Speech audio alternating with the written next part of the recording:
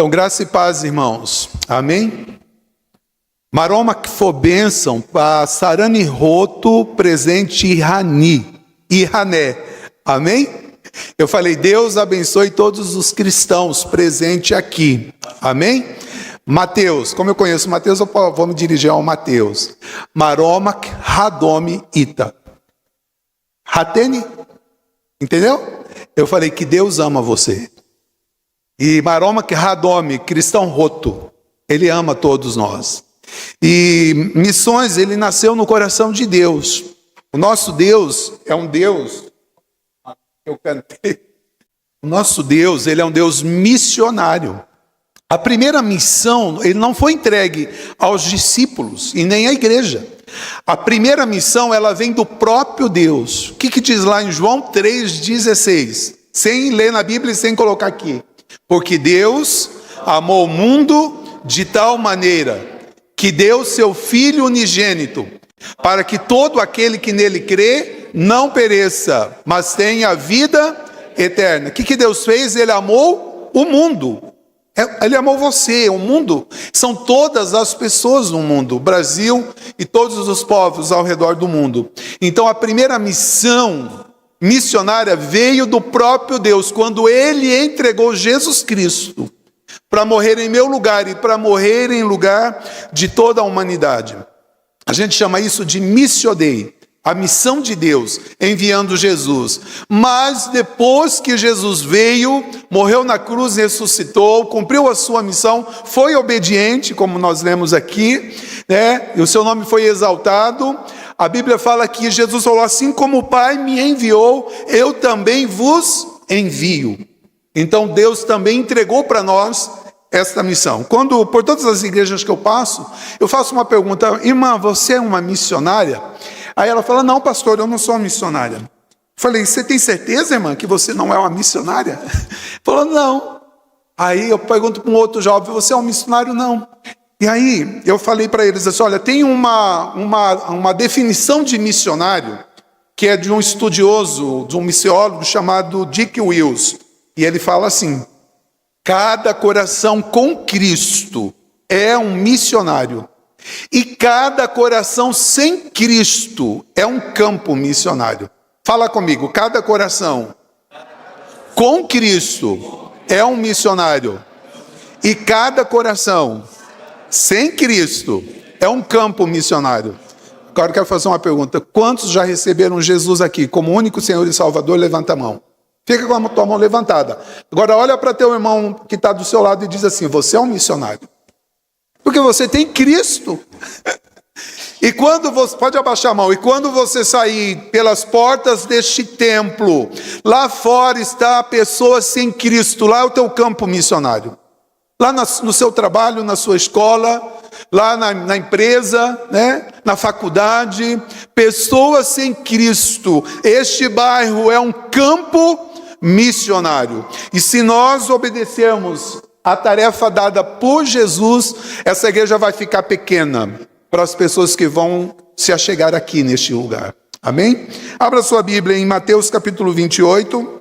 Não precisa projetar não, que eu quero que todo mundo abra a Bíblia. Tá? Vamos ficar em pé, né, para treinar, porque senão depois você esquece de onde está Mateus.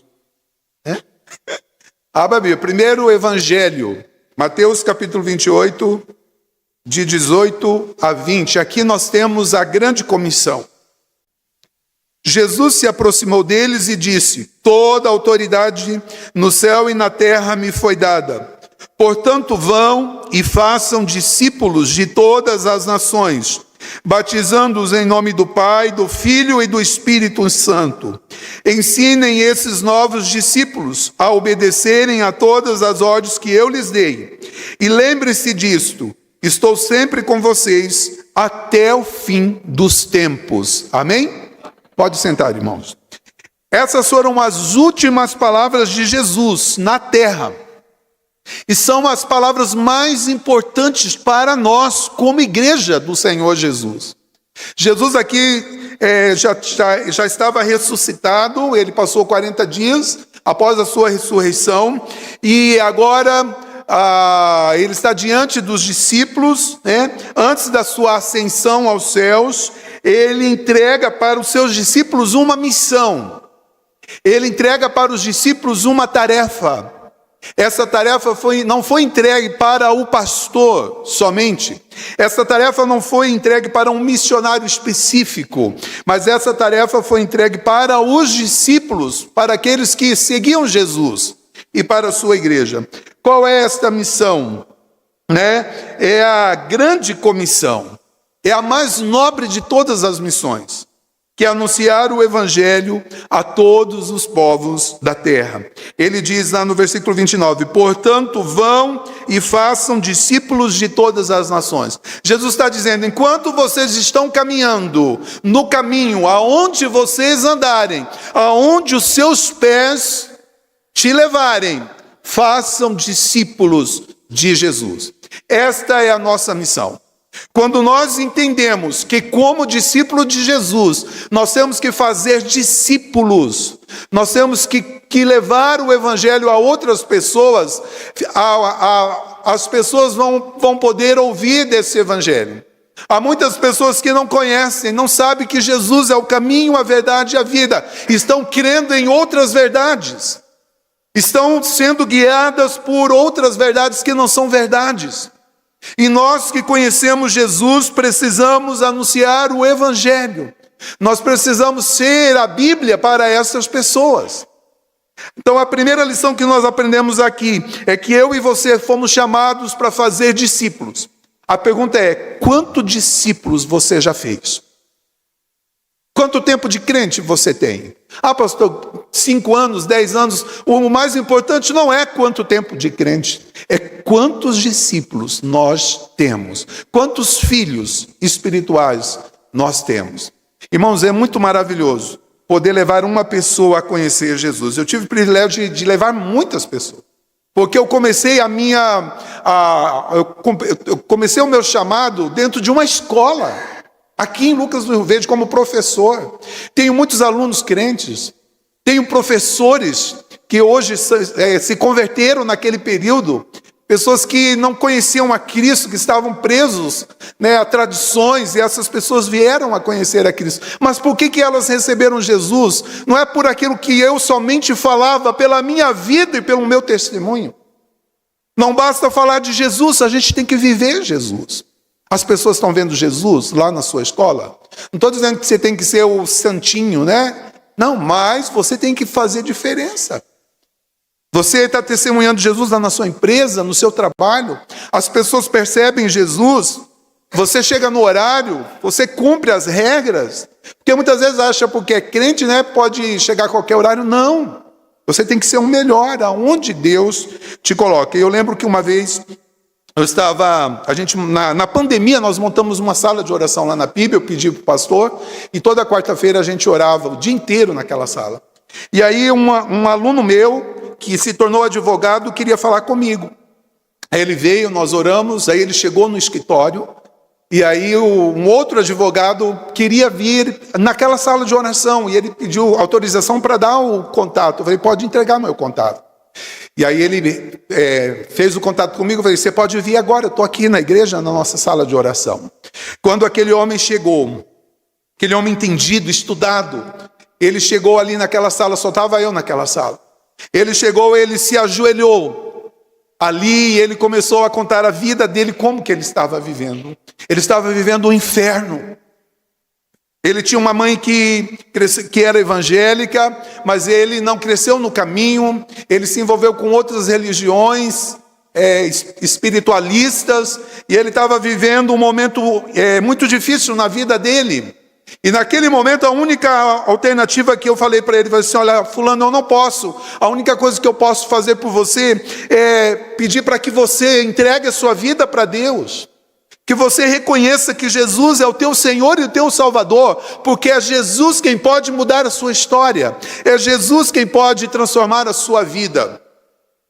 E naquela tarde ali, eu falei, você quer entregar a sua vida para Jesus? Ele falou, eu quero, pastor.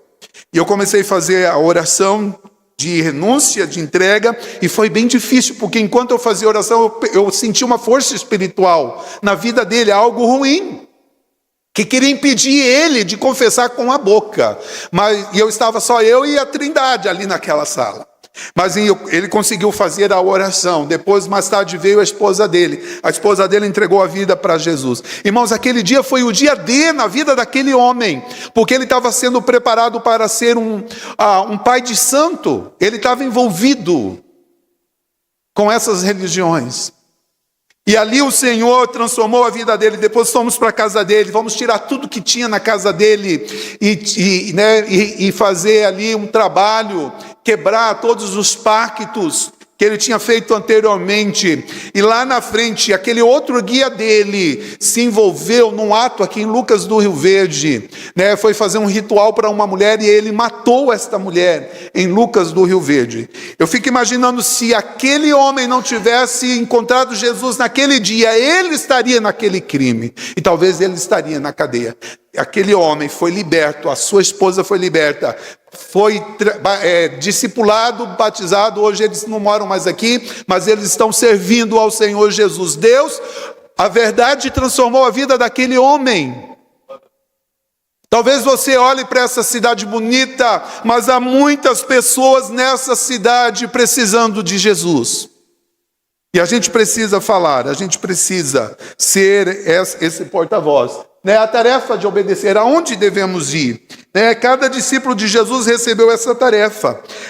Tem uma palavra de Hudson Taylor, que foi o primeiro missionário na China. Ele diz assim: a grande comissão não é uma opção a ser considerada, é um mandamento a ser obedecido. Eu não tenho escolha se eu vou evangelizar ou se eu vou proclamar o evangelho. A partir do momento que eu entrego a minha vida para Jesus, é meu dever anunciar Jesus. E se eu não fizer isso, eu estou em pecado.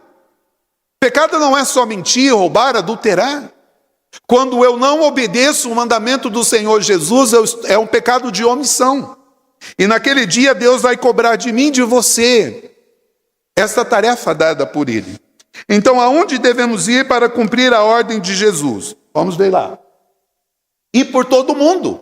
Foi isso que a palavra de Deus falou. Ide por todo mundo. Portanto, vão e façam discípulos de todas as nações. A evangelização do mundo foi dada aos seus discípulos daquela época e de hoje. Marcos 16,15 diz. O que diz lá em Marcos 16,15? Abra sua Bíblia aí. Marcos 16,15. A irmã Eli, Elis, Elis é o teu nome, Fica em pé e vai ler para nós. Marcos 16,15. É a mesma ordem que Jesus deu em Mateus, agora em Marcos. Vamos falar juntos? Ide por todo o mundo e pregai o evangelho a toda criatura. Quando eu tinha 16 anos de idade, eu fui para o seminário. Eu morava em Miranda, no Mato Grosso do Sul, numa cidade pantaneira, já no início do Pantanal. E eu recebi o chamado, e ao mesmo tempo eu prestei vestibular para pedagogia e eu passei. Então eu fui para Dourados, porque eu ia fazer pela manhã na Universidade Federal do Mato Grosso do Sul, pedagogia, e à noite eu estava fazendo teologia no seminário. Eu era muito jovem. E naquele ano, ali eu entrei no coral, a gente representava o seminário nas associações, nos encontros, e naquele ano eu fui para um encontro em Mundo Novo, divisa lá do Paraná. E naquele encontro pregava o pastor Pascoal Piragini, que é o pai, que era o pastor da PIB de Curitiba por muitos anos. E ele pregou em Mateus 9, a partir do 35, falando da necessidade de trabalhadores para a seara. E ele falou que a seara era grande. Ele falou que Jesus era o modelo para os trabalhadores. Ele falou que Jesus pediu ali para que a igreja estivesse orando por mais trabalhadores. E fez o desafio, porque os desafios do mundo eram imensos naquela época e hoje ainda mais. E quando terminou aquela palavra, ele falou assim: nesta noite eu quero convidar aqueles que querem entregar a vida para ser um trabalhador para esta seara. Seja na Jerusalém, seja local, seja no Brasil, ou seja até os confins do mundo. E com 16 anos, naquela noite, eu falei para Deus: Senhor, eu quero ser um desses trabalhadores. Eu quero entregar minha vida para ser um dos teus trabalhadores nessa seara. Eu falei para Deus, eu não sei de que maneira, eu não sei como, eu não sei quando, mas eu quero dizer, eis-me aqui para ser um trabalhador. Quero dizer para você que quando você recebe o chamado para ser, para fazer uma missão, seja local ou em qualquer parte do mundo, você não vai imediatamente. Você não tem que abandonar tudo. Tem pessoas que abandonam de imediato. Mas sabe quanto tempo durou para que eu pudesse obedecer esse chamado, este voto que eu fiz aos 16 anos? Levou 20 anos. 20 anos depois, eu, a minha esposa, o André com 2 anos, o Luiz com 6 anos, a gente estava chegando na África. 20 anos depois. Mas eu quero dizer para você que o chamado é de todos. Todos nós somos chamados para ser missionários, seja aqui em Lucas do Rio Verde, seja do outro lado da rua, ou lá no fim do mundo, o Senhor ainda está chamando, porque esta ordem, a ordem de ser missionário, de fazer missões ou de anunciar o Evangelho, é no mundo todo. Nós também fomos chamados, devemos anunciar o Evangelho pelas ruas da cidade, pelas ruas da cidade. Cadê esse irmão lá, isso, o pai do tocador aqui, Mateus 9,35, abra sua Bíblia e lê para nós. Hoje todo mundo vai participar aqui no culto. Mateus 9,35. Deus está nos chamando para ser um missionário pelas ruas da cidade. Lembra ali o projeto da nossa missionária que apresentou, Pelas ruas da cidade. Vocês podem fazer o projeto aqui. Não precisa, eu sei que esse é um projeto nacional, mas pode ser um projeto aqui, local, nas férias, com criança. Aqui, esse bairro tem muita criança. Esse bairro precisa de Jesus. Você sabe que nesse bairro há uma batalha espiritual nesse bairro. Vocês sabem, aqui, não precisa dizer o que é. Vocês sabem o que tem pertinho aqui? As trevas trabalhando. As trevas levando alimento. E o que esta igreja está fazendo por este bairro? Você já parou para pensar? Não estou dizendo a igreja, você, o que você está fazendo? Se você não pode levar um alimento, você pode dobrar o teu joelho. Tem que orar e jejuar para esta batalha. É com oração e jejum. Há uma batalha espiritual muito grande. Muito grande. Aqui, perto da PIB também tem. São 2 batalhas, 2 lugares. E como igreja a gente não pode dormir. A gente não pode achar que tudo é normal. Nós não podemos achar que é o outro que tem que fazer nessa batalha. É você que é o soldado que tem que se colocar e se posicionar. Lê para nós, irmão, Mateus 9,35. Jesus ficava dentro de um gabinete pastoral? Jesus ficava em casa? O que está dizendo o texto? Que Jesus percorria todas as cidades. Ele entrava numa cidade, ele ia pelos bairros, pelas ruas, ele ia evangelizar as prostitutas, ele comia com os publicanos, aonde tinha uma pessoa necessitada, ali Jesus estava. E a Bíblia diz que ele se compadecia dessas pessoas. Então a nossa missão começa pelas ruas da cidade. Assim como Jesus, a igreja deve sair em busca dos perdidos. Muitas vezes nós estamos esperando que o povo venha para o templo. Não, nós temos que sair. Começa a fazer caminhadas de oração, porque daí é bom para o corpo físico. Caminhada de oração. Cadê as irmãs aqui? Vão fazer caminhada, vão andar pelo bairro, vão orar. Façam, a irmã Cida tem umas experiências bem interessantes, Faz um coração, coloca no portão. A gente tem que ir atrás das almas. Como Jesus, porque nós somos missionários nas ruas da nossa cidade, orando, declarando, porque a oração é que vai mover o coração deste povo para o Senhor. Mas nós devemos também anunciar o Evangelho na nossa casa. É o primeiro lugar, é a nossa Jerusalém. E agora eu vou ler Lucas 8, olha o que diz lá em Lucas 8, a experiência de um homem que foi alcançado pelo Evangelho e se tornou um missionário na sua casa. Um homem improvável, um jovem que ninguém dava nada por ele. Lucas 8. Lucas 8, versículo 38 e o versículo 39, diz assim: O homem que tinha sido liberto dos demônios suplicou para ir com ele. Mas Jesus o mandou para casa dizendo: volte para sua família e conte a eles tudo o que Deus fez por você. E o homem foi pela cidade inteira, anunciando tudo o que Jesus tinha feito por ele. Olha, Jesus foi para, depois que eles passam lá, o lago de Genezaré, que eles enfrentam ali aquela tempestade, ele chega em Gadara. E ele foi lá para evangelizar uma pessoa. Alguém poderia dizer: nossa, né? Ir para um lugar, gastar tempo com uma pessoa, parece que é um fracasso, né? Você fazer uma evangelização e uma pessoa, como aquela irmãzinha, a jovem falou, que ganhou uma vida, né? Uma vida vale mais do que o mundo todo. E quando Jesus chega ali, aquele homem que vivia no sepulcro, que andava nu, que era violento, estava sendo dominado por muitos demônios, sofrendo, né? Ele não tinha contato com a família, ele não tinha contato social. E quando ele chega naquele lugar, Jesus alcança aquele jovem, leva a libertação para aquele jovem. E aquele jovem é transformado pelo poder do evangelho.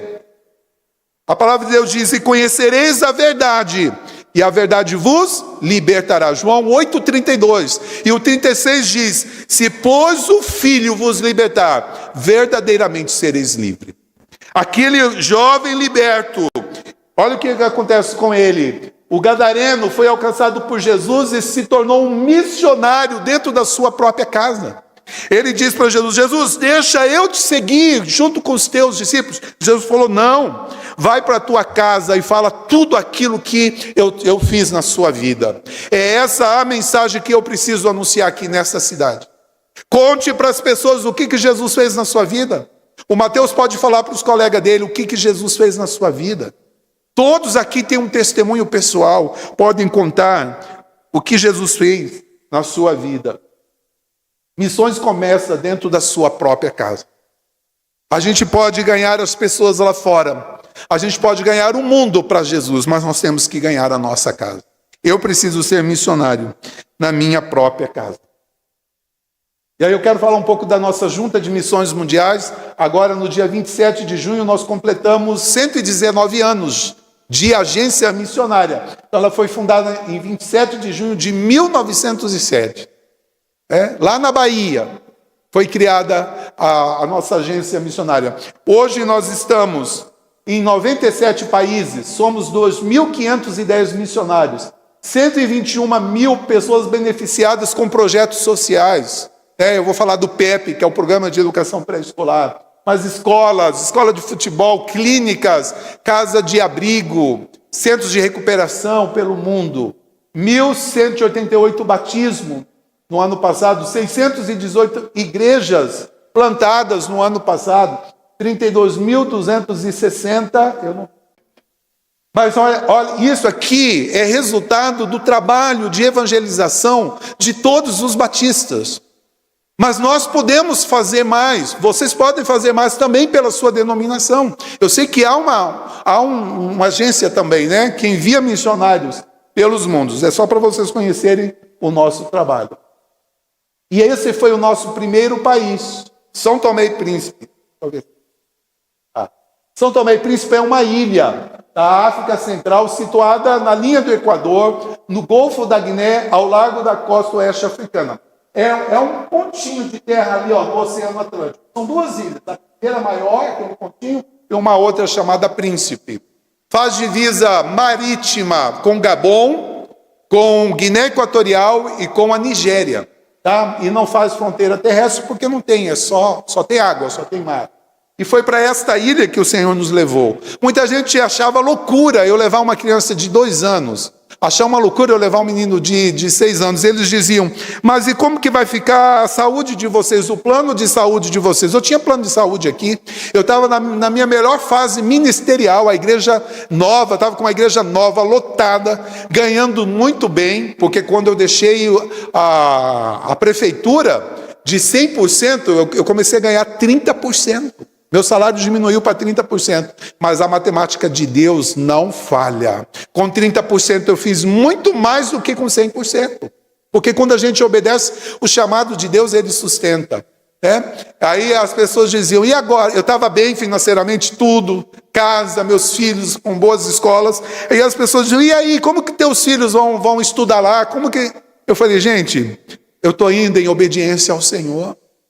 Deus vai cuidar dos meus filhos, vai cuidar da educação deles, Deus vai cuidar da saúde deles. E eu falei assim, o meu plano de saúde agora na África é o plano JC, Jesus Cristo, plano gratuito e que não falha, e nunca falhou.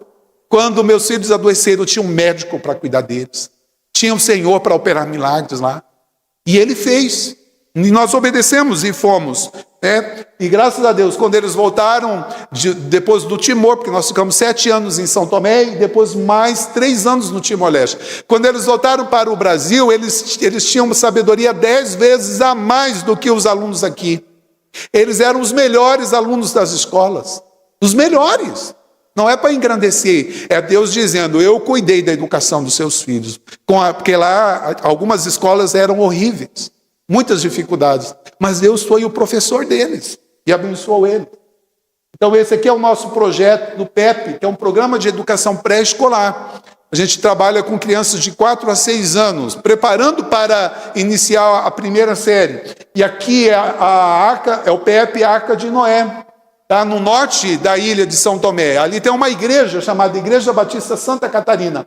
90% dos membros dessa igreja foram alcançados pelo PEP, porque no PEP ela chega pela manhã, então ela é recebida, depois a professora ora, depois conta uma história da Bíblia, depois faz uma atividade pedagógica, depois eles recebem uma alimentação, porque as crianças africanas elas não têm as 3 refeições que nós temos.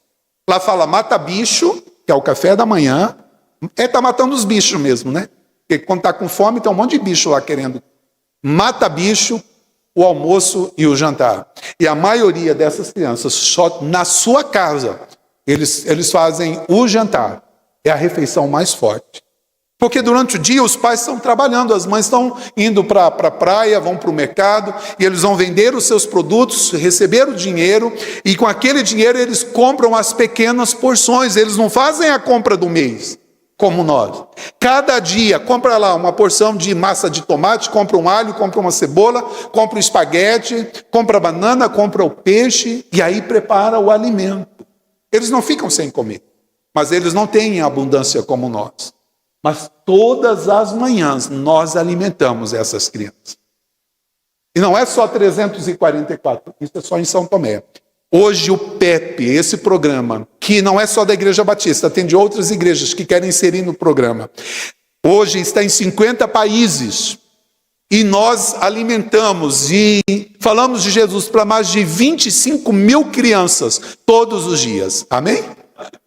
Então a palavra de Deus está chegando, está indo. E estamos alcançando essas crianças. E esse é o nosso maior desafio agora, irmãos. O maior desafio para pregarmos o Evangelho é na janela 1040. Porque a janela 1040 é onde nós temos o norte da África, que praticamente é tudo islâmico, o Oriente Médio e a Ásia. Aqui está a maior população, as maiores índices de população está aqui nesse retângulo, chamado janela 1040. E aqui nós temos o hinduísmo, o budismo e o islamismo. Então aqui é a maior concentração para levar o Evangelho, porque aqui tem muitos povos que ainda não ouviram falar de Jesus. Enquanto eles não ouvirem falar de Jesus, não vai vir o fim. O mundo não vai melhorar. Se você quer fazer o mundo melhorar, apoie missões. Seja um missionário na sua Jerusalém e até os confins da terra. E agora o nosso desafio, vem para Angola conosco. Nós estamos nos preparando, já com a mala pronta, só esperando a liberação dos passaportes. E eu coloquei aqui um destaque, expansão e fortalecimento do PEP. O PEP de Angola atende 3.337 crianças. Angola tem 36 milhões de habitantes. E nessa faixa etária de 4 a 6 anos, tem 3,5 milhões de crianças de 4 a 6 anos. Eu tenho certeza que o governo não consegue atender todas essas crianças. Principalmente na educação infantil. No ensino fundamental, ele é obrigado. Mas educação infantil, tem muitas crianças. Nós podemos chegar a 10 mil crianças. Olhem por este desafio que nós temos, de chegar em mais comunidades ali em Angola, abrindo novas unidades do PEP. E também quero convidar você a orar pela Venezuela. Agora, dia 24, a Venezuela sofreu um grande terremoto. Nós somos a resposta para a Venezuela. A Junta está mandando hoje uma equipe de médicos e pessoas preparadas para trabalhar com este tipo de trabalho. E também nós estamos levantando uma campanha para mandar alimentos, kits de saúde, água. Então você pode abençoar com uma oferta específica. Depois eu vou deixar aqui, venezuela@doeagora.com. Se você sentir no seu coração de mandar uma oferta de R$10, não importa o tamanho da sua oferta, mas que a gente possa ajudar aqueles nossos irmãos a passar por este momento. E você pode fazer também parte do grupo da intercessão, é um grupo de oração. Eu vou deixar esse PowerPoint aqui, a irmã vai salvar, e depois manda no grupo. Você pode entrar e ali todos os dias você vai receber pedidos de oração pelo mundo e pelos missionários. E daqui a pouco vai chegar a nossa vez. Tá bom? Eu quero convidar você a ficar em pé. Portanto, façam discípulos de todas as nações. A tarefa é nossa. Essa tarefa ela é intransferível. Eu não posso transferir para ninguém. Jesus deixou essa tarefa para mim. A pergunta é: o que eu estou fazendo com essa tarefa? O que eu estou fazendo com essa ordenança do Senhor Jesus? Que você possa dizer nesta noite: Senhor, conta comigo, eu quero ser um trabalhador. Orem ao Senhor da seara, que envie trabalhadores para a sua seara. Você quer ser um trabalhador dessa seara? Levanta a sua mão onde você está dizendo: Senhor, eu quero ser um trabalhador, uma trabalhadora. Eu quero ser um missionário aqui no meu bairro. Eu quero falar de Jesus. Peça a oportunidade para falar de Jesus. Você já foi capacitado pelo Espírito Santo de Deus. O Espírito Santo de Deus é quem nos dá a autoridade para anunciar o Evangelho. Essa autoridade para anunciar o Evangelho vem do próprio Jesus. Por isso, se coloca à disposição dele nesta noite. E fala: Senhor, usa a minha vida como um trabalhador. Obrigado, Senhor, pela tua palavra. Obrigado porque nós podemos ser instrumento de bênção para anunciar o teu evangelho na nossa Jerusalém, na nossa Judeia, Samaria e até os confins da terra. Olha para esses trabalhadores aqui, Senhor. Esses irmãos e irmãs que estão de mãos levantadas dizendo: eu quero ser um trabalhador, eu quero ser uma trabalhadora na seara do Senhor. Ó Deus, usa com poder, com autoridade, dê estratégia para esta igreja, Pai, para ela ser uma igreja relevante nesta comunidade. Usa a liderança desta igreja, um novo pastor, usa cada membro, usa cada discípulo do Senhor Jesus, para ir por esta cidade anunciando Jesus Cristo, aquele que salva, liberta, aquele que da vida eterna. Pai, capacita-nos para esta obra. Senhor, que no teu tempo o Senhor nos leve para Angola, vai liberando o nosso visto, o nosso passaporte, cuida dos meus filhos, cuida da minha família, e que a mão poderosa do Senhor seja sobre esta igreja, que cada dia esta igreja seja reconhecida neste bairro como uma igreja que vive a tua palavra, que segue Jesus Cristo, Filho do Deus vivo. Te adoramos e te glorificamos no nome de Jesus. Amém. Amém. Podem sentar, irmãos.